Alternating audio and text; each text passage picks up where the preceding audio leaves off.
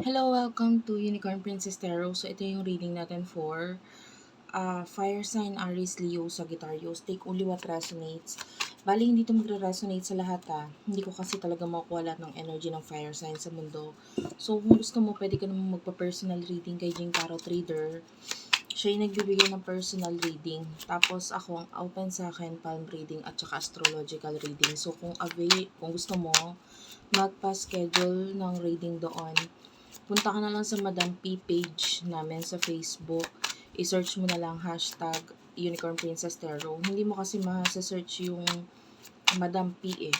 So, ayun. At saka may mga guides din ako na pinopost doon. So, if you want to check it out, feel free na mag-message na lang doon. I-assist kayo ng aking admin. Ayan. Para makapagpa-schedule kayo ng personal reading. Wait lang guys ha. Medyo ayusin ko lang yung card ko. So, ayan. Simulan na natin. Love reading to guys. This is for Fire Sign, Aries, Leo, and Sagittarius.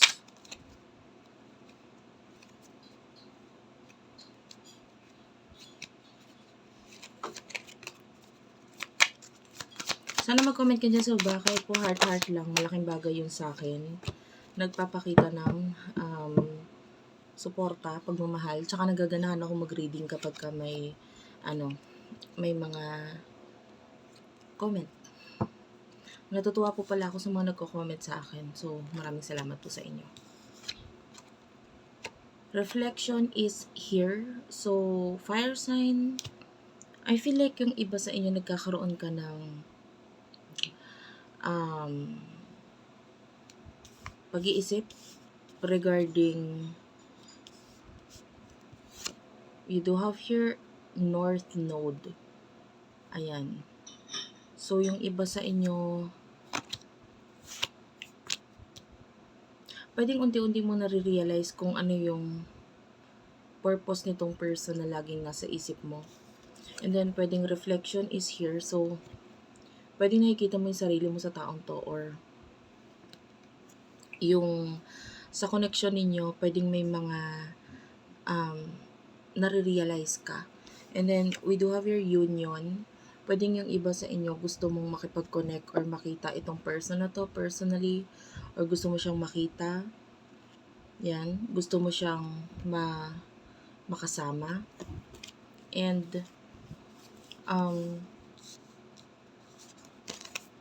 alamin natin kung ano yung energy ng person na kakonect mo.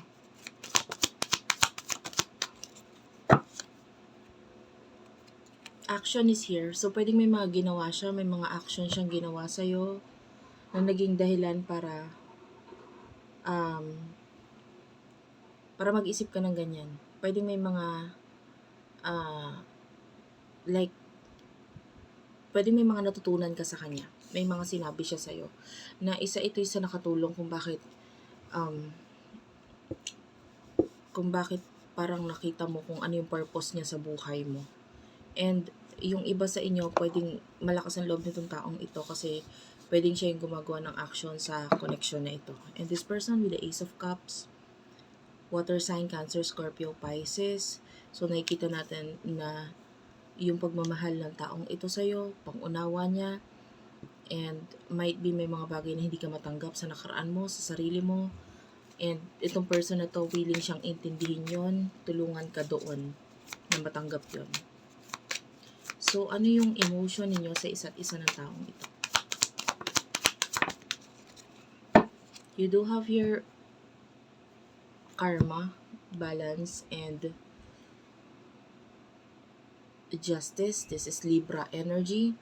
So, yung iba, I don't know, yung iba pwedeng may marriage na involved sa connection ninyo eh. And, you do have your guarded, and ito yung nagiging dahilan kung bakit hindi ka nagiging open pagdating sa emotion mo. Very guarded ka sa emotion mo sa taong ito. No?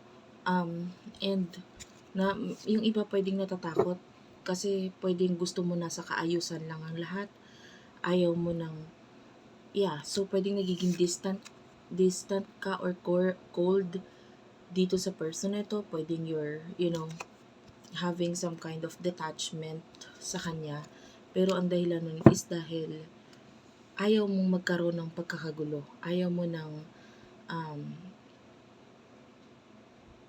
ayaw mo na yung iba sa inyo, you're already in a relationship, maybe even marriage, or may kinakasama ka na, and then ang dahilan kung bakit parang hindi ka pwedeng basta-basta gumawa ng kung anong bagay na ikakagalit nitong kinakasama mo ngayon. Okay, so ano yung emosyon ng person na ito for you? Medyo inayos ko lang yung ilaw kasi medyo madilim. Anyway, kung ayaw mo ng ganitong klaseng reading, hindi ka naman po pinipilit. Pwede kang mag-next video. Okay. So, lagi ka nasa isipan nito person na to. This person is thinking of you a lot. Ayan. And, yung person na to is, meron siyang paniniwala sa koneksyon ninyong dalawa. And I feel like itong person na to is ready to show you everything. Willing siyang ipakita sa'yo lahat. Ibigay sa'yo lahat.